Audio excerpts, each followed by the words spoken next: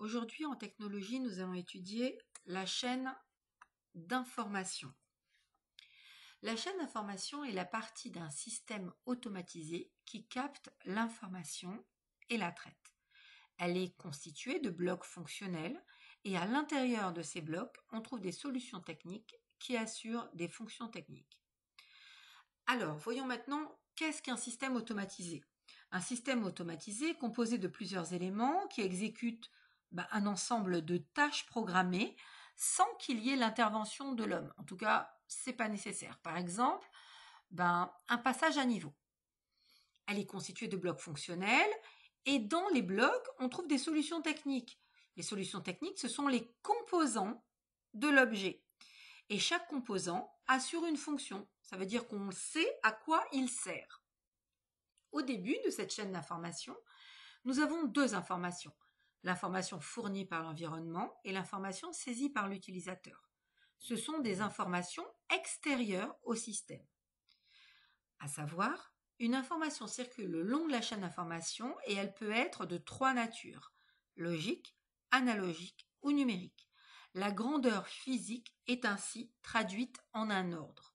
Cette grandeur physique, par exemple, ça peut être une position, une pression, un effort, mais en tout cas, cette grandeur physique, elle est mesurable après. Voyons le premier bloc fonctionnel. Acquérir. Cette fonction permet de prélever des informations. Les solutions techniques, donc les composants de ce bloc, traduisent les grandeurs physiques en signaux. À l'intérieur de ce bloc, on peut trouver des capteurs logiques, analogiques ou numériques. Par exemple, des interrupteurs, boutons poussoirs, cellules photoélectriques, clavier, anémomètre, capteurs de fin de course, etc. L'information et le signal émis par le capteur peuvent être logiques, analogiques ou numériques, on l'a déjà dit. Mais attention, le signal analogique doit souvent être converti en numérique pour pouvoir être traité par le microcontrôleur. On appelle cela la numérisation du signal. Voyons maintenant comment cela donne sous forme graphique. Le signal logique. On a donc deux solutions possibles. Tout ou rien, oui ou non, 0 ou 1 en binaire. Par exemple, un détecteur de présence. Un autre exemple, un interrupteur. Éteint en 0, allumé en 1. Le signal analogique. Ce signal varie de façon continue et peut prendre toutes les valeurs. Par exemple, un capteur de température. Le signal numérique, lui, il varie dans le temps et ne peut prendre que certaines valeurs. On le voit bien sur ce schéma. Le deuxième bloc fonctionnel, c'est traiter.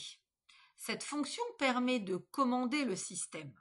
La solution technique analyse les informations et les traite pour ensuite prendre des décisions. En fait, c'est le cerveau de l'objet. C'est à ce niveau qu'il y a l'algorithme et donc le programme informatique. À l'intérieur de ce bloc, on peut trouver des cartes électroniques, des automates, etc. L'algorithme est présent à ce niveau. Je vous demande de voir ma vidéo sur les algorigrammes. Le troisième bloc fonctionnel, lui, c'est communiquer. Cette fonction représente et assure l'interface entre le système et l'utilisateur. Une communication est établie de l'objet vers l'utilisateur. À l'intérieur de ce bloc, on peut trouver des écrans, des LED, des afficheurs, une carte Wi-Fi, des connexions, donc des connecteurs, la fibre optique, une carte électronique, etc., etc. Attention à ce niveau, un ordre est donné à la chaîne d'énergie. L'ordre, bien sûr, qui vient du bloc fonctionnel traité, donc du cerveau de l'objet.